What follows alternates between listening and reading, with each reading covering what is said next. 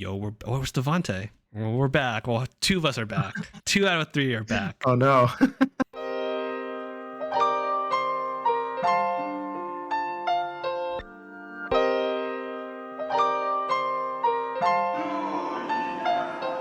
Yo, what is up, everyone? Welcome to the newest episode of Dude, You Never Told Me, a show where I get a chance to talk with my 2 best friends about a topic that I consider interesting.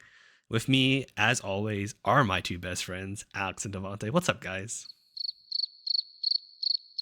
Oh, what's up, everybody? I'm sorry. I thought Devante, you wanted to go first today. I said, Alex, you go first. Oh, I heard Devante, you go first. It's fine. Okay. It's a Thursday for us, so it's gonna be super slow. It don't matter who go first, man. I'm Devante.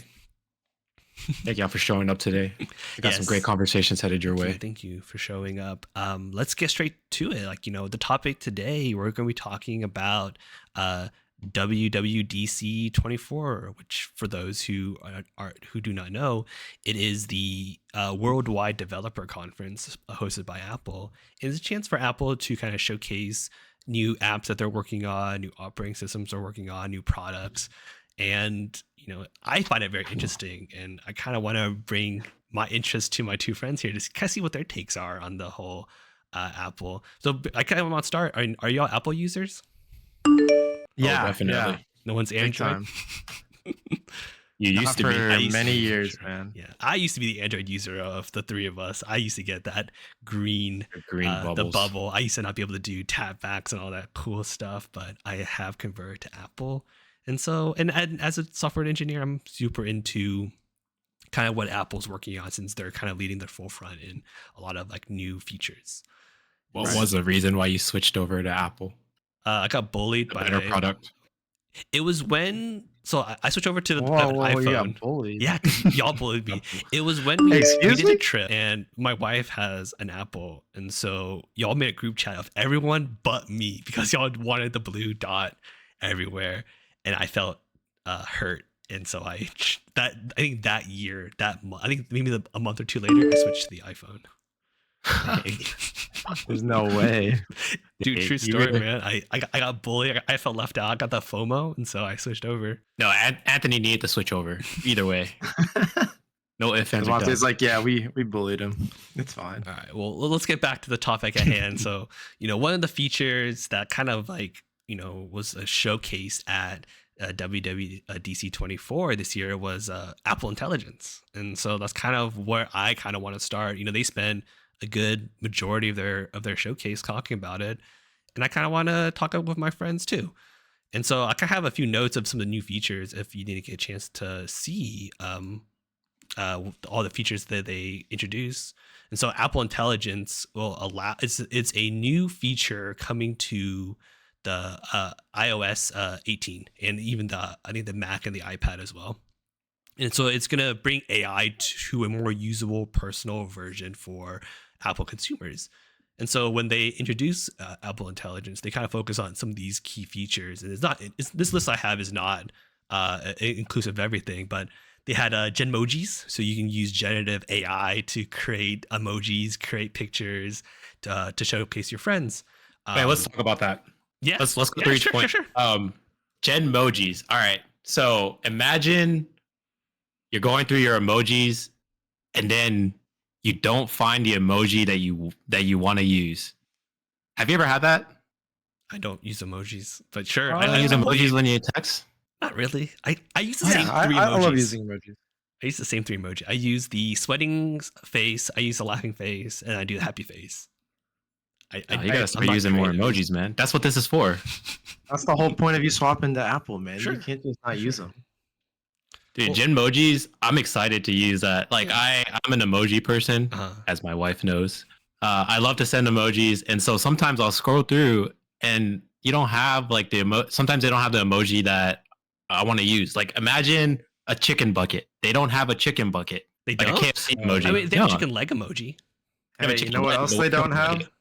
You can be They don't have a creative. dude you never told me emoji. Yeah. They don't. I What don't if we had even- our own emoji? I But don't we can even make our own know if you sticker though. can. I don't know if you can do that. I'm very curious to see what's the range of Genmoji, because like I feel like you can only choose something that's like, existing within an emoji world, and they just put that through Right. an AI engine, and so you're limited to what you can do. Like I could probably make an emoji of Alex if I wanted to, but I doubt I could have like our logo as like an emoji. That'd be cool though. It'd be a cool sticker. Maybe we can get like all three of us, you know, like as an emoji. Yeah. Right. that'd be And cool. like we can start using that or something. I don't know. I think that Genmoji will be like it'll be pretty cool to start utilizing, especially if you can make stickers with it. Like that's all I've been doing in text is just using stickers. I love making stickers. That's got to be one of the funnest things that they've had. That's a good feature. Yeah, and then it's gonna get better with Genmojis. So, so overall, we like Genmoji. We like generative, emoji creation. Cool, that's good. And then, I mean, kind of branching off of that. So now they are introducing like generative, just artwork in general. So you can just they call it like a image playground, where you will give a prompt of like, hey, I want to see skyline plus like alien drinking a sandwich, and they'll try to create that in like kind of like in 3 different modes. I think it was like art sketch mode, illustration mode, and like a weird pseudo-realistic mode that actually terrified me. I got one for Devante. I already know what he wants. He needs a dark magician girl emoji. Oh, I definitely take that one. Do you think that's actually in a capability of like their generative AI artwork? One way to find out. I want to find out. Yeah, we have to test it out. Devante will let us know. Here and test it. Somebody buy the phone and then test it out. Actually, we'll use Alex's phone. I think my question is like how for a fact that as soon as it goes live, people are gonna start posting their weirdest creations on like a people Reddit are gonna page. they're gonna make some It's gonna be stupid all stuff, of dude. like dick pics, like cartoon dick pics. Definitely. It's gonna be creative. Creative. That, quote unquote. What's that one meme of the guy where he's like looking away and then he goes like this and like he's staring at you like smiling and he's like in like a Speedo or something, like a pink Speedo. You know what I'm talking about? No, I do not. Yeah, you guys don't know what I'm talking about? What in a meme world, internet man. world do you live in? That was like a meme that was going around for a while. Do you think with the talks about like what AI can do in regards to emojis, do you think that might like screw over people who like are artists online? Oh, 100%. 100%. Actually, Alex, there is one thing I wanted to bring up. So I don't know if you guys watch Apple commercials, but there's this commercial that was very controversial, and it's practically a compression machine. And oh, you mean like bottom, those TikTok videos where they like smash it and then like it comes out, like it just squishes out? Okay. Right. Yeah. So imagine that, and then underneath is an iPad, the new iPad, and okay. top of that iPad has all these like computers, ideas, artwork, and it was so controversial because people took it as Apple taking all the artwork and saying that an iPad can do that, right? And so everything that you think of, it's all in your mind, right? Like it's a thought, it's an idea. Nobody else knows. But then the second you put it on your iPad, like you start drawing your image on your iPad or you start typing up your idea, does that mean that Apple Intelligence would know, like, it'll look into your notes, it'll look into your image, like your drawing, and be like, oh, Devante likes to draw cars, or Devante likes to code, for cars. It's like, how much will Apple Intelligence start to know me because of the information I'm putting into the device? Well, it's supposed to. That's what they advertise. So, going back to like what we're talking about, Apple Intelligence is one of the features that they promote was like personal contacts. That it should know about you through all the different apps that you're using, through Notes app, through your photos, through your calendar, whatever. Does that kill creativity? Like going back to what Alex was saying, does that start to kill creativity if AI is generating like recommendations? You're no longer thinking about it. You just look and you're like, that looks good. It's no longer you having to be like, oh, I should draw this. It's like AI just kind of puts it there for you and you say yes or no. Is that still creative? Yeah, it can be. So wait, are you saying AI is the one that created the drawing? Or are you saying you created the drawing and you're asking AI to confirm or deny if that is a good looking drawing? Opposite. So AI created it and then I think and then you confirm or deny. Yeah. So the world Devante is like creating for us to kind of like think in is, you as an artist are you're used to like drawing on your iPad digitally because that's where a lot of Yeah. artwork lives. After a while you'd be like, okay, hey, for our case, hey Siri, let's create me 100 images of X, and it creates 100 images, and I'll just go through those 100 images like, yes to this, more of this, less of that, and then you could iterate through that over and over and over again. Eventually, like, but you're not drawing anything. You're not lifting a pencil. You're basically saying, you're just doing your thoughts. yeah, just say, hey, your words. that looks good. That looks good. That looks good. That looks bad. Don't do that ever again. That looks good. Hey, I want this, but I want it with like, maybe just do like harder lines, or I want this, but I want it with like, more color here and there. That's the world that he's living, that he's promoting for us. Kind of like, it's like people using AI to cheat, but instead of cheating, they're using it for drawings and paintings. Sure. You just confirm or deny if you like it. Yeah. Like a more creative space instead of a practical, logical space. So I feel like that does take away from like a lot of human creativity, because it's like all you're doing is saying like, yes, I like this. Like, you're not the one who's being creative, the AI is, and you're just saying, yeah, like that looks good. Like, I mean, yeah, it's almost like saying like, if Devante has an idea and he asks me like, Alex, do you think this looks good? And I say, yeah. And he's like, okay, like it wouldn't be my idea, right? Like it'd be Devante's idea. Yeah, right. That's like the world. Like, we'll have to see where it becomes, because like one of the cool features that I really like about Apple Intelligence is just say, yeah, you can sketch something in your notes while you're taking notes, and it'll just refine it as like an image. Even your handwriting. So it's not even your handwriting anymore. Sure. Isn't that kind of crazy? Bro, imagine if it started writing for you and like people thought you were writing, and then I mean, that'd be crazy. You're in your handwriting, you're thinking, right? Right. Like one of the features that I don't know if they talked about it like in the Apple Intelligence section, but they talked about like taking notes for you. Like if you could audibly translate someone's like verbal words, so you have an app, right? And then the app basically writes it in your handwriting as a note taking. So you would literally, as a student, take 0 notes, because you're just like, I have like an app and AI listening to what my professor tells me. Then I have another app that's actually writing it all for me on my notepads. So right. So how much of a easy society can we get into before we start losing creativity and whatnot? Yeah, brains. I didn't want to put it that way, but yes, brain cells. Yeah. I think within the right balance, I think everything, I think AI is going to be kind of like how we approach like food, where in moderation. AI in moderation is good. Over usage of AI is like terrible. You bring up a point that I was telling Chelsea the other day, Anthony. We were talking about AI, and I was telling her like, hey, this is the world that our kids are going to grow up in one day. Like, this is something that we need to like be very aware of, and I think it's something that we need to teach them how to use properly. Yes. Not something to take away from them, because obviously how well taking away things from kids goes, because then next thing you know, they're doing it behind your back somehow, some way. But I think it'd be good for us to teach them how to use it, but like you said, in moderation, and like as a helping tool, not as something like to take all the hard work out of it, but to like just maybe give you a better guidance, instructions, or what have you, like whatever you need to improve upon whatever the subject is that you're asking about. No, I agree. I think moving forward, because like as we see throughout the news, as we see at WWDC 24, that AI is not going away. We're not going to wake up one morning and have no AI anymore. And so it's kind of up to us. Like, we're going to be the generation that needs to adapt and really figure out what's the best way to marry innovation in AI to our normal world without being over reliant on it. And I'll probably, mention it later on in the future, is like, it's AI shouldn't replace human thought. It should just enhance human process. And that's what kind of this showcase was about, where like, even though it's not technically not Apple Intelligence, look at the Math Notes app. You could just write an equation and it'll solve it for you, which is, that's cool. That's so cool. That's pretty cool.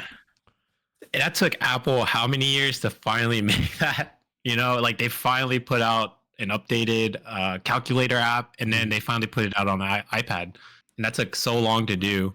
If you haven't seen the video of their showcase, one of the cool things they have with Math Notes is that you can solve basic kinetic problems with like projectile problems using Math Notes by just having the equation and then having an image and having a graph to see all that stuff. I wonder if it's dependent on how good of a drawer you are. What if you're just like terrible artists, and then so like That's you just just straightening can't of lines. draw anything, and so it's trying to solve some like made up like projectile path that's like inhumanly possible. When I was watching that, I was like, I wonder, do I need to be a good artist to take advantage of this? You might be able to start. You might be able to insert like a Generic, or use your camera to draw out the picture. Yeah, that'd be cool. That's a good use of like Apple Intelligence and it's just AI as a whole. Yeah. And so, we kind of mentioned it before, but one of the features that they are adding is like a new improved Siri. Like, Siri was like the first like intelligent personal assistant. Like when Siri first came out, we were so blown away. If you like, doing the basic like, hey Siri, call so and so. Hey whoever, call so and so. That was so cool when it first came out. But now they're introducing a brand new Siri that's like powered by like natural language processing, powered by cool Apple Intelligence. And so, wait, let me ask, how often do you guys use Siri Zero. today? Zero. You don't use it at all? I use it for like when I'm trying to be hands free. Like if I want to skip a song when I'm going for a run, or if like I'm in the car, I can just say, "Hey Siri, like, can you call my mom or my dad or Chelsea, somebody, maybe one of you guys." Practical uses. Yeah, very practical, very simplistic. Very rarely do I ever actually like get complex. Yeah, I see. I don't use Siri, but I think I would use the new Siri a lot. I think it's really cool to be like, "Hey Siri, what's the weather? Plan a trip." I think if it's truly as seamless integration as they advertise, I better use Siri a lot more. Yeah, it's just like the way they described it is like what would take me a few minutes to like do a task, I could have it done within a few seconds. That seems that seems good. Like I really like that. I hate the idea like, when you're like typing something out and you have to like, open up all the windows to figure out what's previous screen you're looking for, and then just like copy that over. Yeah. That part's annoying. And so like, using like a personal context like AI is like a really good idea, but it begs the question of like, how much is it really learning from you, right? Because like they're advertising an AI that is personal to you, personal to how you use your own algorithm. Use whether it's one of the cool features is like priority notification. It knows what apps you actually care about. It knows what the notification actually says. That's scary, man. And it's going to deem what's urgent or what's a high priority for you. Like when this new iOS comes out, which is coming out in the fall for like if this is coming soon. It's not like 10 years. Fall 2024. This is like coming out in a couple months. That's fall 2024. And so realistically, when we all get the new iPhone, they're making like $1 trillion because everyone's buying new iPhones, everyone's buying new iPads. You're gonna get an option. Do you want to opt in for Apple Intelligence? And if you say yes, you're giving their Siri, whatever AI Siri is using, like full access. But it just comes with the phone. So it does. Even if like I think you're not given an option to opt in. You just know going into it buying it, right? Like you're I know that it's on there. I think they will have an app. So I think it will always learn, but all those features won't get turned on per se until you opt into it. I don't know. Apple's known for already toggling their features on when you receive the device. Very true. So but you might have to go in there and toggle it off yourself. Very much true. But like, they got burned for like the apps tracking. So now when you get a new app, you have like options like allow app to track, allow app to track minimal, or like, so I think Apple has learned a lot from all of their security, like, their security issues. You just said something crazy, dude.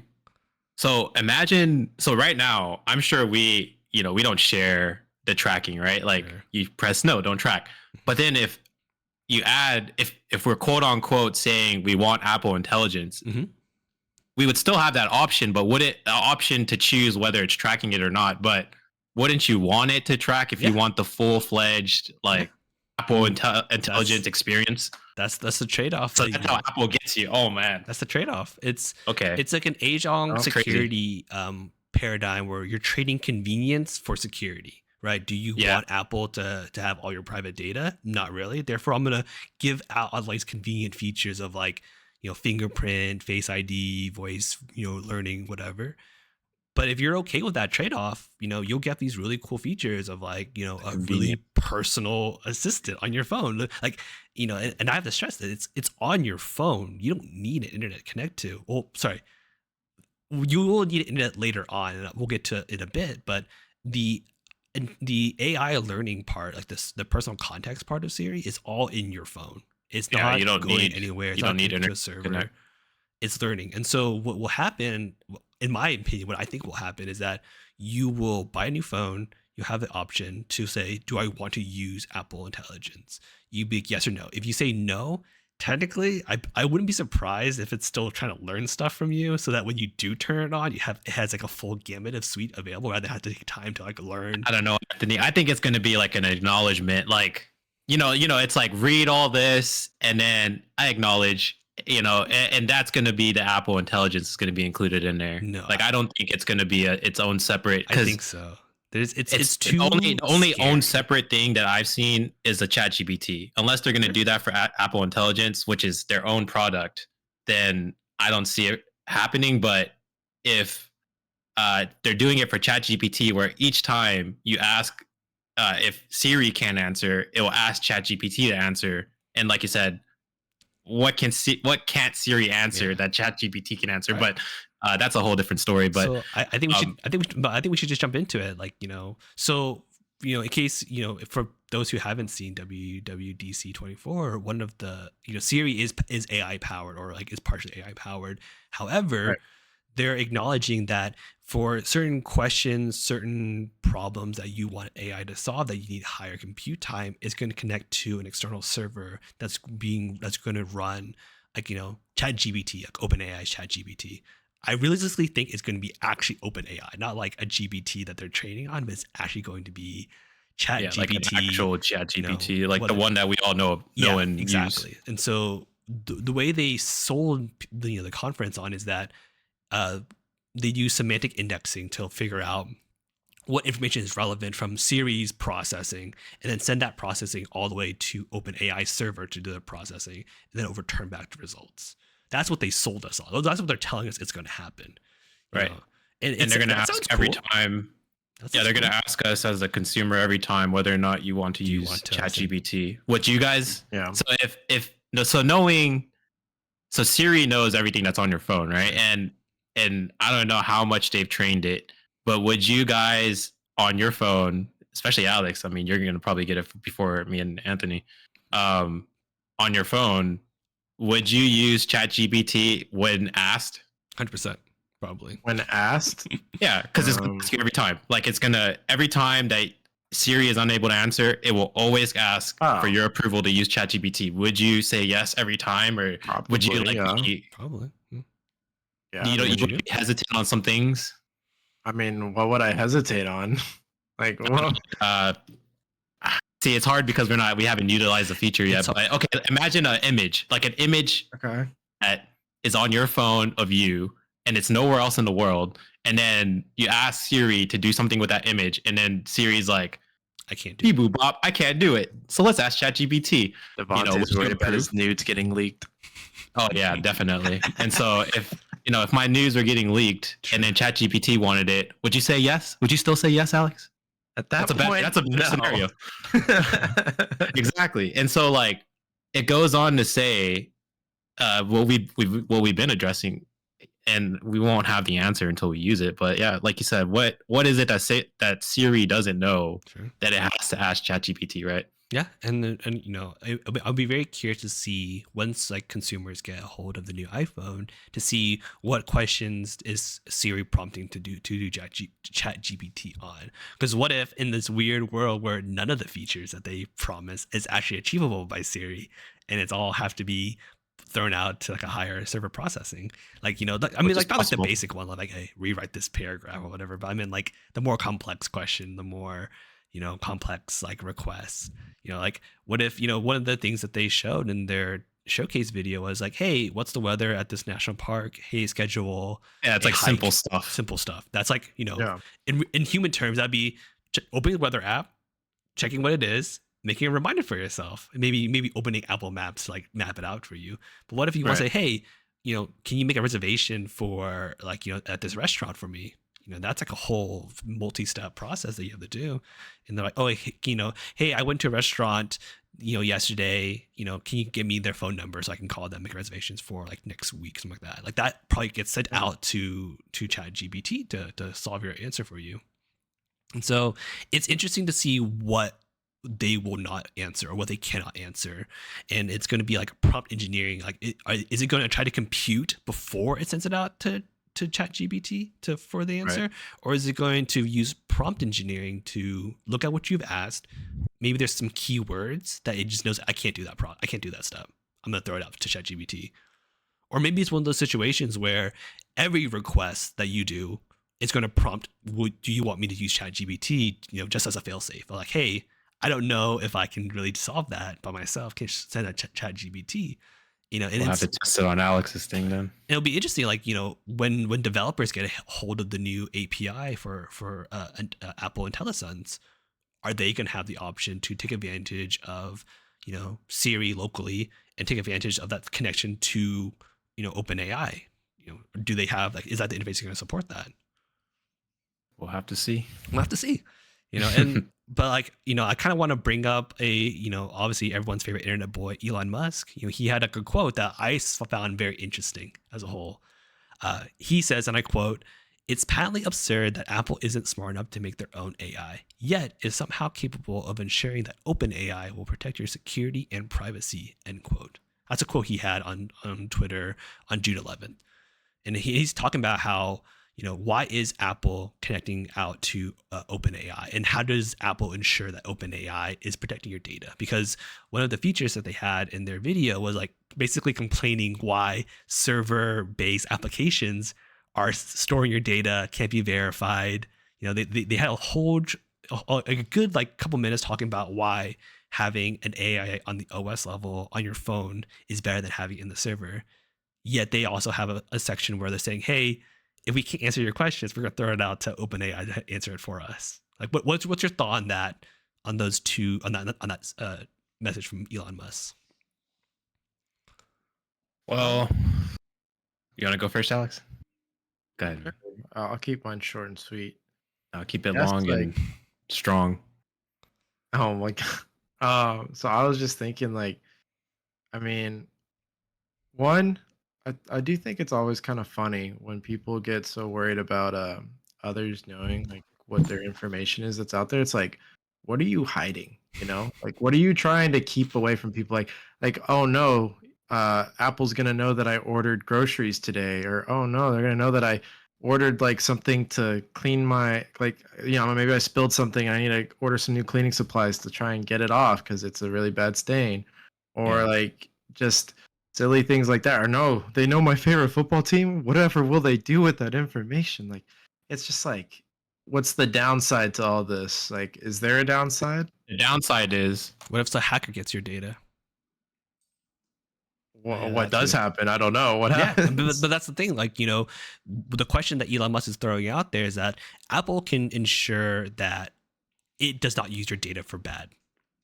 But how does Apple ensure that that third-party companies that they connect to doesn't use your data? What if OpenAI is actually storing all your data, all your requests, because it's got passed in your personal information from Siri because you told it to? It now has access. It has a link towards all of your personal data that you sent out. And over the course of like 10 months, you use Siri all the time for these 10 months. OpenAI now has a stored version of you based on the different points in time, but it has still a stored version of your phone on their server. What if they get hacked? And now a hacker has all the contents. Sure, now it's been crunched about Alex. Yeah, in the summer. The hacker knows that I'm buying diapers. AI, but like it knows everything about you. It has access to all your contacts, and so it doesn't go after you. It goes after your family, right? Like that's how it works. It's like the question that Elon Musk is not posing is like, how are they going to be, what's it called? Like, how it affect you, but it has to affect everyone in your circle. Like, you've given access to I see. Because if someone has more information about me, they can try to pretend to be me. And if they can try to pretend to be me, they can try to potentially take over my life, like identity theft and stuff like that. And then they can take that a step further and try to like reach out to friends and family and like, okay. Now I'm getting a call from Alex saying that this is Alex, Sure. you know, using his voice. They use AI to make it sound like my voice because AI will have all that information. Come up, you know, it's like. And then also your personal writing habits. Like it can now write as you. It can write use your handwriting. It can write as you. You know, that's your the digital signature, man. Exactly. And then, you know, take it a step further, you know, like what are they going to do with the data? Like what if OpenAI said, okay, one of our product is selling data as well. So now it's like a chain. OpenAI has your data, you know, and they sell it to someone else. Someone else has your data, they sell it to someone else. It goes on and on and on and on and on. And you don't know who they're selling it to. Yeah, it's crazy. So that's what Elon Musk was kind of referring to, is that, like, you know, Apple is such a big company, you know, it is capable of creating its own AI. Why hasn't it done that? That's his critique, and I disagree with him. I don't think Apple should have. Apple does not need to create its own AI. You know, it can. I think they will. It eventually will, and they already have with like Apple Intelligence. But you know, it's the age-old question of like, why reinvent the wheel? You know, I guess there is a security reason, and that part he makes a good point. Like, how does Apple ensure OpenAI does not sell your data? You know, I can't do that. How do I ensure that Apple doesn't sell my data? You know, what if Apple tells us everything that is like a lie? What if they say, hey, we're not storing your data on our servers, even though there is like a personal you know, compute cloud that's being created with like Apple Silicon? They could be selling your data. I don't know that. So the question is, are you willing to accept that risk for convenience? And that's the question that every person has to decide for themselves. You know, sure, eventually AI will encroach into their life, but like now we need, as you mentioned, Alex, you know, we have to teach our kids eventually that, hey, here's how you be smart, not just internet smart, but like AI smart. Know that like they're going to be tracking everything that you talk about, but how do you do it in a good sense? And so, you know, it's gonna be interesting when we all have iPhone, because like this is the future. This is the next wave. No, it's gonna be Ready Player One, dude. Yeah, no iPhone after iPhone like 15 or whatever. No, it's not gonna have an AI feature. That is now the new standard. And even Android, I bet you Samsung, Google, the Google phone, the Google Pixel will have its own AI attached to it as well. Oh, 100%. And so like that, like, Apple's doing it. Yeah, they're pushing the boundary. They aren't doing it already. They're going to. But the question is, like, you know, does that open the market out for third-party phone creators who create a phone that does not have AI because you do not want AI? You know, certain phones for certain people, you do not want to have an AI attached to it at all. That's dangerous. You know, imagine, government workers. Exactly. Yeah, definitely. You don't want to have an AI attached to it. So, you know, is Apple closing the boundaries for like government contract? So let's say hypothetically, Apple supplies all the phones for the FBI currently. That is not true. That does not happen. But what if in this world that's what they did? They supplied an Apple a phone for every FBI agent. Now that if they're adding a new AI to it, are we going to have every FBI agent with a phone have an AI that can talk to OpenAI? I don't think we want that. That sounds a little dangerous. And so, but like, you know, we saw that same issue with like the cloud. You know, we were like, oh, how's cloud going to change how classified information does work? And the solution was basically having a classified cloud. Are we going to have a classified AI now, like a government, like, you know, AI gov to do all that stuff? Maybe, but we'll definitely see. There's definitely going to be some new laws and regulations coming out in the coming years. That's for sure. Yeah. Or so you would hope. Hope so. Oh, that'll happen. It might not be right away, but it'll happen. Oh, they've been fighting for it for the last 4 years. So, all right, we'll see. Let's kind of bring we spent a lot of time talking about Apple Intelligence. So kind of, you know, now that we've kind of discussed all the different features it has, are you excited for it? So I think it's still an exciting product. Yeah, same. Yeah, I think it just needs to be used properly. Yeah, and it's also going to be on the iPad and the Mac as well. And eventually, it'll be on the Apple TV and the Vision Pro. Like, it's going to be a thing. I'm excited for it. Like, you know, I love AI, so this stuff is cool. But I think I find it very cool because I'm aware of some of the inner workings of it, and you know, I've been told and taught good like internet security, just internet presence. Like, I'm aware of my footprint is on the internet. Sure. And so I think because I have that knowledge, I'm not too scared by AI. But like, do you trust Apple Intelligence in the hand of your 8-year-old kid? Because kids are getting iPhones way earlier than they used to.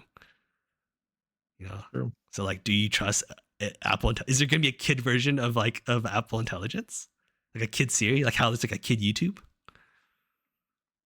There might be like a PG version of it, perhaps. Yeah. Or is that going to connect to ChatGPT? Is that going to? You know what I think? I think a Like a child lot mode. of parents are gonna realize like that they really need to hone in on these parental controls, like for a lot of devices for their kids as this new wave of technology goes in. Because like our parents when we were growing up, they didn't really like they had that ability, but they didn't really know about it. But like we knew about it because we'd always see it growing up. We'd be always like, "Oh, I don't have to worry about that because my mom doesn't do anything about it or doesn't know about it." But like now we know, and like for our kids, we'll have to make sure that we set limitations on certain things so that way they're not accessing sites that they don't need to be accessing, that they aren't seeing weird things that would otherwise maybe prove harmful for a child, stuff like that. I think a lot of it's going to be on the parent more so than before as far as like really keeping a track of what their kid can or can't do with this AI. You're right. It's not Apple's problem, that they're selling it to a kid, right? Like kids don't True. have money. It's the parent. The parents have to buy it. And so Exactly. it's not Apple's like problem to I mean, if they want to accommodate to the kids or to the parents, I should say, for the kids, then they can. But ultimately, it's not their problem to be like, oh, I need to put this iPad in kid mode, before I send it to them because a kid's going to use it. Like that's not Apple's first and foremost thought. Like Apple was created and designed for initially adults, to utilize, and then it just happened that they made iPads which kids utilize a lot. For gaming. Yeah, I think this is the next step in the continuation of like AI coming into our personal lives, and it's up to us to adapt. If we don't adapt to it, to the AI being a part of our daily life, we're gonna be left behind. We're gonna be overwhelmed. We're not gonna understand all the new features because it's going to grow. Excited. It's going to keep growing the AI usage. So I think this is a cool first step. I think this is a good entryway to the power of AI, and I'm excited to see Apple use AI for like good work. Like notes app, cool. Math notes, cool. Help me rewrite this. Help me proofread my email before I send it. That's pretty cool. Like these features are good quality of life features that I'm excited for, and I'm really excited to see what other developers take advantage of all the new Apple Intelligence. But I mean, cool. WWDC was more than just Apple Intelligence. Was there anything else, like any other cool features that like kind of like yes that y'all want to talk about? Yes. So 15 more minutes left? The coolest one that I heard was the photo one where they said like you could take like a photo on the Vision Pro and like kind of immerse yourself in the photo, like as if you're there in like real time. It's like that sounds so cool. Could you imagine you're like reliving it the moment almost, or like it creates like a 3D look for it? I think that's really cool. Dude, you bring up a good point. So I was just talking about this with walking, all right? So imagine like Apple Vision Pro. I haven't bought it, haven't even used it, but imagine what if you had someone who had passed away, and then you get to relive that experience and that memory, right? Like think about it. So cool. Right. So cool. And then while you're in that experience, in that memory, let's take it a step further. It goes into your videos and finds the voice of that person who deceased and matches it, for that photo. And so now, thank you, Siri. Speaking of Siri, so imagine if Apple Intelligence and Vision Pro advances, like let's say 2 or 3 more years, and now you're immersed in this experience of an old photo of a person who may have deceased, in your life that you loved and cherished, and then now you also have a audio file of that person, and then you combine it. So now you're able to hear and experience that photo as if it's real time. You get what I'm saying? Mm-hmm. Because like they try to recreate the wind and the sounds, and that there's ocean, like waves. It's fully immersed. And so think about that. And then what if, let's take another step further, you can make a video. And so now you have this fake person that you love speaking to you, on the Apple Vision Pro.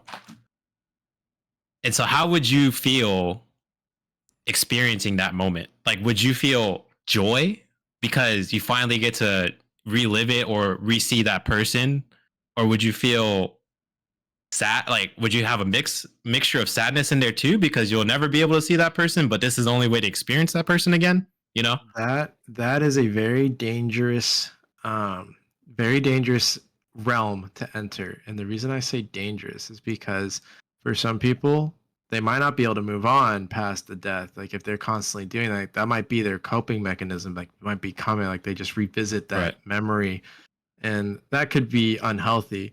But I think it's also a very beautiful thing to be able to do that for those who just they miss that loved one, and it's been a few years, and they just want to like kind of in a way like get to reminisce. I think it's better to like view it but not become immersed in it. 'Cause if you become immersed in it, that can become your new reality, and you're just A, kind of confusing yourself, B, kind of ignoring what's true.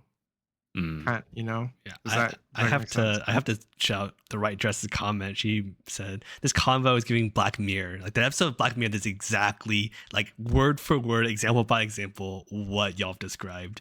Where someone who loses their husband uses like technology to basically create like a body double, has all the memory, all the voices, all the emotions of her deceased husband. This is exactly it.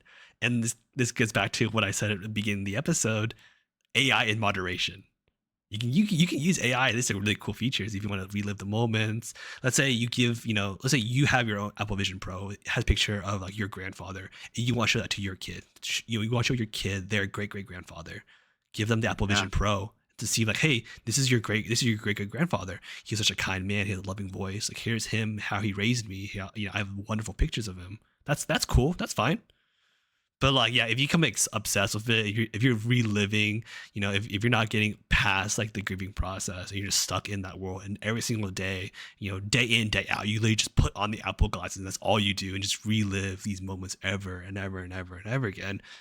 That's an obsession, that's an addiction, that's a problem that needs to be addressed. And there's like, there's a way that somebody have to figure out how to overcome that process. It's gonna open a whole new world for like therapy, because like one of the things they can address is like, are you living too much in like memories? Are you living too much in so and so? And I think that boundary line watching porn, sure, yeah, watching Pro. porn. Yeah, Vision Pro. The boundary of that is gonna be how realistic does it look in Vision Pro. If it looks like there's like uncanny valley. Girlfriend. There's an uncanny valley aspect of like, if you are watching it just looks kind of human, but like super not human. That's weird. I don't know if I want to live in that world. I would probably like say, hey, turn off this video feature. Don't create 3D models of my family member, because I know what they look like in real life. I don't want to see a digital avatar of them. So what else is kind of a scary thought is like Devante, you plus Anthony gave me this thought because of your funny comment, Devante. But like imagine like people in the future, like there's a lot of guys who are introverts, and they don't see themselves as maybe like the most attractive man. So now with AI, like what if there's thinking like, oh, I'll just create my own girlfriend, right? Yeah. And so like that's something that like you might have a kid one day, Anthony, who comes home, and you're like, here he's on the phone. He's on the phone, and you're like, oh, who are you talking to, son? He's like, oh, I'm talking to my girlfriend. And you're like, oh, you have a girlfriend. Like, just congratulations. Like the what's Google your name? researcher who thought the Google AI was real and started falling in love with the Google AI. Exactly. The and world like it's just that you live in. Yeah, like it'd be very weird to see that unfold, because it's like the poor kid isn't like, would they be learning social skills from that? Because like it's an AI, and it's I don't know if that's what happened in the movie Her at the White Dress, but I've never seen that one. I've heard of it. I think it's a person falling in love with an AI. Yeah, pretty much. Yeah, right. And that's just how it is. And sure, that I think we're entering that realm of like, is AI considered life? At what point are we can consider it life? Then we give it like robots, and then we get to iRobot world, or like, are we making robots servants of humankind? And that's just like a road that we'll have to approach there. But I don't I think that problem of like people creating a fake girlfriend and talking to it, we see that today with like being catfished. It's just like the realm you live in. Like you could have like an online friend that you think is like genuinely connects to you, but it's just some rando stranger on the internet that's pretending to be your friend that's trying to, be a predator. Happens more than not. Exactly. And so like, I think AI is creating this problem, but like it's a different scale is bringing to attention, but these problems currently exist. And so, I'm going to say, let's see if there's an analogous problem to these future AI problems that we have in our current society, and how are we doing to get people out of that problem. Like if your kid does have, not the best social skills, and they talk better through an AI, that could be helpful to get the kid to express themselves by not talking to someone that isn't really there. But like behind the scenes, it could be a therapist taking notes, parents taking notes to say, hey, what helps my kid get out of his comfort shell to say something. Let's make it a bit more innocent sounding. Like what if it's just your kid like making friends with the AI, right? Like that's their only friend. Like, kids in the future might not have imaginary friends. They have AI friends, right? Like, let's say your kid's like, loves, say your kid loves this one niche topic that you can't find any other kid to interested in. Having an AI companion, having Siri say, hey, I think that card game is really cool. Hey, I really like that video game too. Maybe that sense of companionship just makes them feel confident in themselves. But then that gets into another argument, right? Is AI able to disagree with you? And whenever it disagrees with you, it's never in a like the way that I would disagree with you or Anthony, you and Alex. Like I can just straight up say I don't agree with you. But like AI cannot say that. Like it will not say that. It will always have a roundabout answer to the way that you're talking to it. And so for a kid, if they never encounter like a fight back, are they truly conversing with, or are they truly learning how to converse with somebody? Because now they're just learning how to tiptoe around a topic. Like AI might never address it head on, as a person would. I'm gonna challenge you. Like worst case scenario, like what if they ask like, hey, AI friend, I'm having problems with the bully, and then the AI gives them bad advice, right? Like, but then what is considered bad advice? Like right, exactly. Like for the AI, bully, is that bad advice? Yeah. Because parents say that. Parents say, "Oh, you're getting bullied. Okay, go bully the bullier," right? Or in some cases, they're like, did you tell a teacher? Maybe AI will suggest that. Tell a parent or adult, a teacher, somebody that's higher. But it's like, to what extent and upbringing are you in that answer or that feedback from the AI is acceptable? Right. And who's to dictate that AI is saying the right thing or wrong thing? Is it really good or is it really bad? Because some parents might say fighting back is bad, but some parents are like, no, go knock them out. Stand up for yourself. Right, stand up for yourself. But what would AI say? I see your argument, and like I know I agree. It takes like a balance of like, are you truly learning something if an AI just agrees with you? So I'm gonna challenge you with this.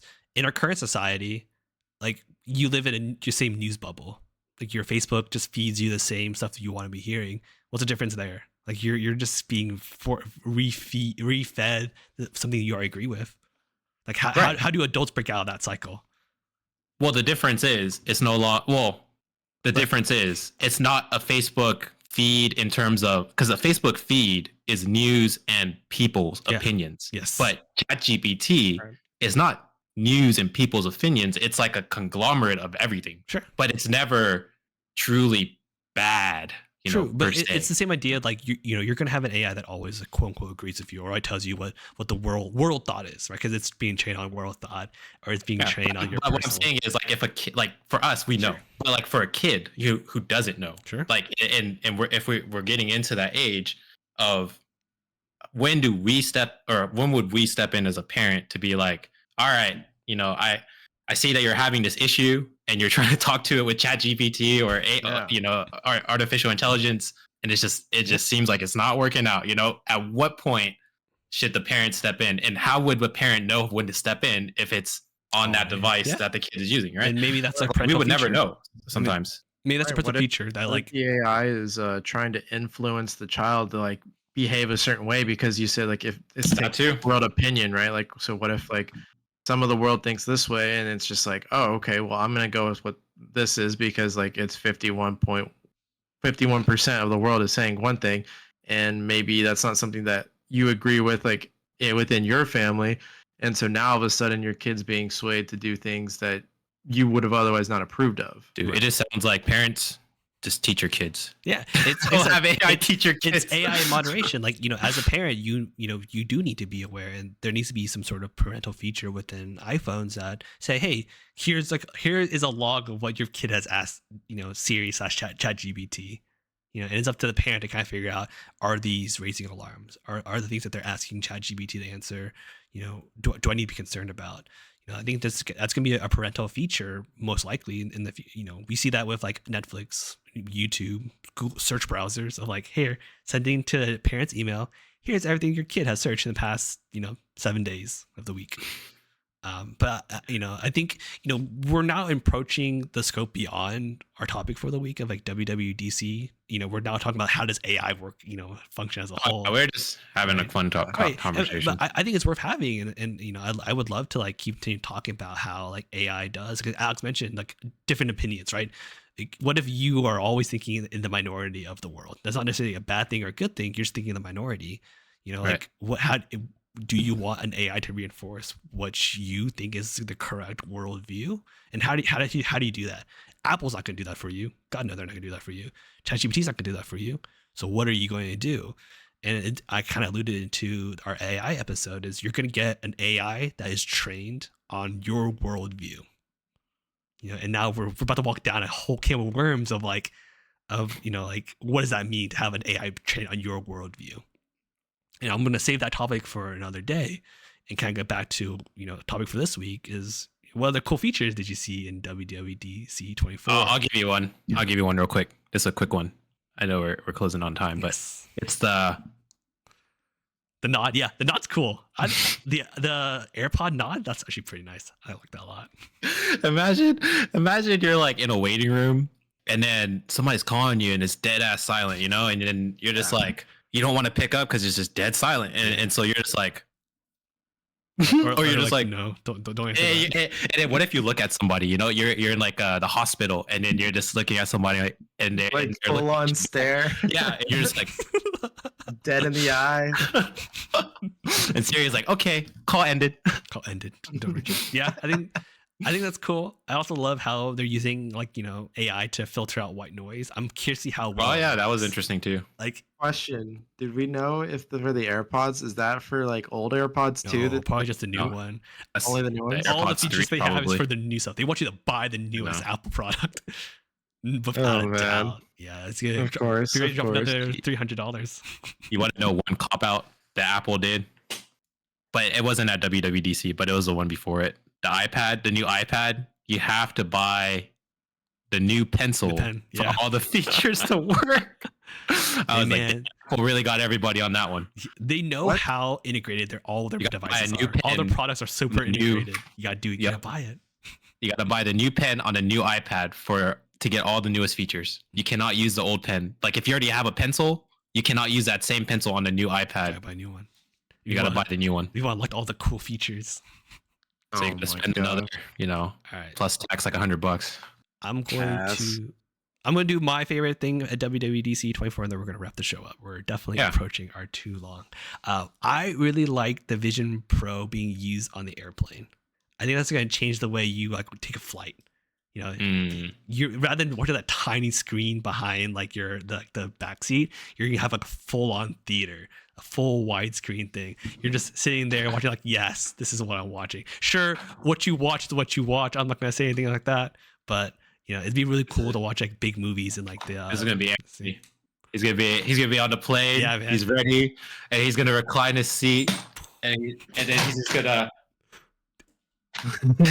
Like, I'm not gonna move. You see me doing this like this just all the time. Just clicking through things. Leave him alone the whole trip. I'm immersed. I'm gonna intentionally find the longest flight and just fly that forever. Sounds like a good reason to go to Japan. Yeah. Fully immersed, man. 14 hours of just looking at Apple Vision, watching movies, watching all the movies I missed. You can watch a whole bunch of anime too. Exactly.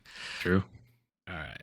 Well, I think that's going to bring our episode to an end. I know we were kind of, we're talking about a lot of different features, and I hope everyone kept up as much as possible. I am really excited about everything that WWDC 24 announced, and so like I don't know if I'll buy an Apple Vision or some of the products that they announced. Like I'm not buying a Mac. Probably not buying an Apple TV, but an iPad, maybe the new phone, definitely. So iPads are nice, man. iPads are nice. Hey Apple, if you want to send us a Vision Pro, we're happy to test it out for you. Yes, if Definitely. you sponsor Dude You Never Told Me, I will wear Apple head to toe. I will wear an Apple Watch. I will wear Apple Vision. I'll even use like the eye vision part where I see through Apple Vision. We're already halfway there, Apple. Just give us the rest. Before we end our show, I was kind of give a shout out to JT for our design, our background, and a shout out to Leviction for his awesome intro and his awesome outro.